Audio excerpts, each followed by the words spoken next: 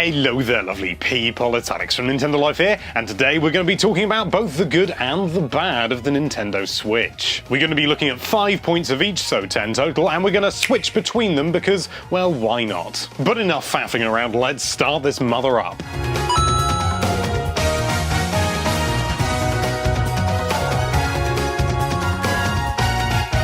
To say the Switch has great third-party support is, well, not true. It's got some third-party titles coming, but to be honest, there are only a handful that stand out as unusual for Nintendo. Skylanders, Just Dance, these are things that come to Nintendo platforms anyway. It's only Skyrim, FIFA, and NBA that are notably different. The future may bring more, but for now, the third-party stuff really isn't up to scratch.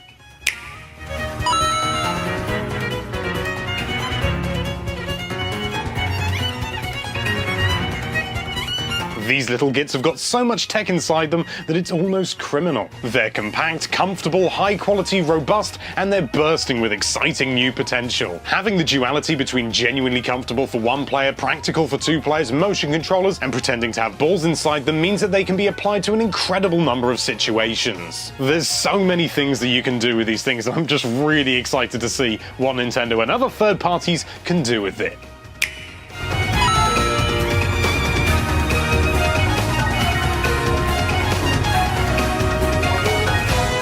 I like 1-2-Switch, I really do, but it's little more than a tech demo. There is a lot of fun to be had with this as a party game, but you're only ever limited to 2 players according to all the info we currently have. And that's not much of a party really, is it? I mean, Wii Sports at the very least had single player options giving us more playable modes, but that doesn't appear to be the case with 1-2-Switch. It's been said a dozen times before, but this really should have been a pack-in game.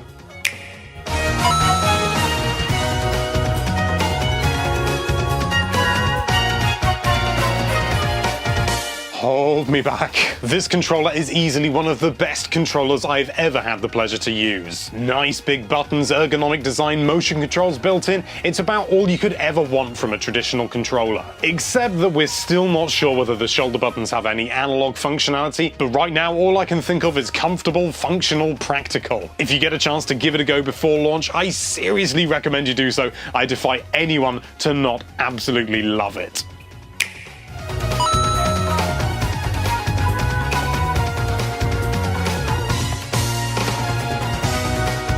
The Switch and its accessories are all really nice, but their prices really aren't. You are getting about what you pay for with the Switch given all the techno gizmos inside it, but I wonder whether most developers will ignore all these who's-its down the line. That means you've got a load of tech that you paid for but you're not using, which is bad biscuits all round. And the accessories are even more ludicrously overpriced. I mean, $90 for a TV dock? It's just ridiculous. You know that third parties are going to be finding out how to make their own and chucking them out for $20 or 20 quid, or whatever you want to say, in no time at all.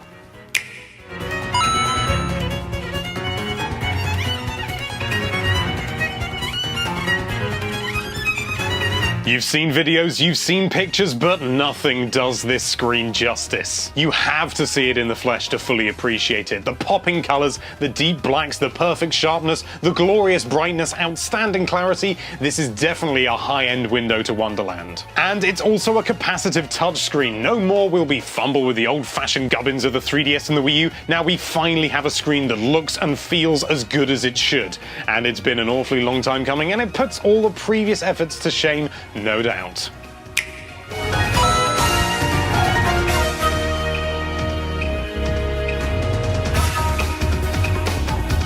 Paying for online is nothing new, but for Nintendo, it is. Up until now, the online services offered by Nintendo have been fine, on the whole perfectly usable, but not for a paid service. Finding games with friends was a hassle, voice chat was non-existent, the list goes on. Although things like voice chat are apparently coming, I do worry that they're not going to be enough to improve the service to the degree that people would expect in exchange for cold hard cash. If they can prove me wrong, then great, but I do still worry.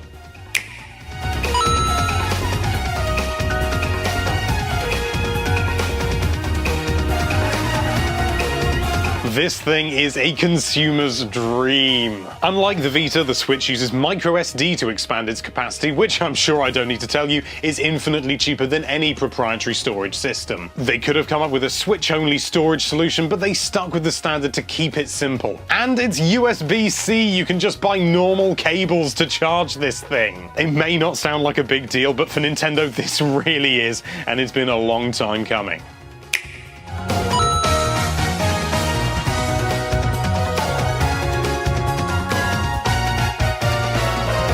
Breath of the Wild is enough for me, to be honest, but I don't think it's going to be enough for everyone. The problem with having only a handful of games at launch, even if they're of high quality, is the limited audience you can target. As much as anyone watching this might be happy with what's on offer, the people Nintendo need to win over may not be. Some people do want the games that you might otherwise poo-poo, and Nintendo needs to win these people over.